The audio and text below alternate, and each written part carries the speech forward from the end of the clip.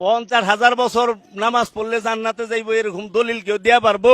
বাবা শাহালি যদি আমাকে জাহান্নামে নেয়, আমরা জাহান্নামেই যাবো। আপনারা আল্লাহর গোলামি করে জান্নাতে যান, আমরা যাবো না, আমরা শাহালির লগে থাকুম। যারা আল্লাহর গোলামি করে এরা যায় দেখেন গা মানুষের কাছে বাসে টাকা চায়।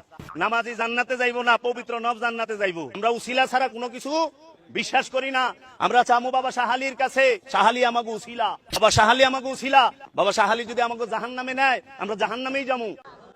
তুমি যেও না কোনো মাজারে, তুমি ঠেকিও না কোনো মাজারে মাথা, তুমি বাঁধিও না কোনো তাবিজ। কোরআনের নামে অজু ছাড়া কোরআনকে তুমি এখানে ঝুলাইও না। তুমি মহিলাদের মাসিক অবস্থায় কোরআনকে ঝুলাইও না।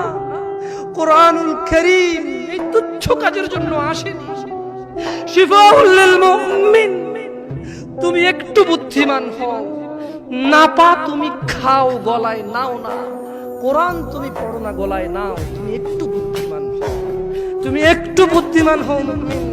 তোমার এখানে যদি সূরা ইয়াসিন থাকে, তোমার এখানে যদি সূরা ইয়াসিন থাকে, তুমি বোঝো তুমি টয়লেটে যাচ্ছ সূরা ইয়াসিন নিয়ে। আল্লাহকে ভয় করো।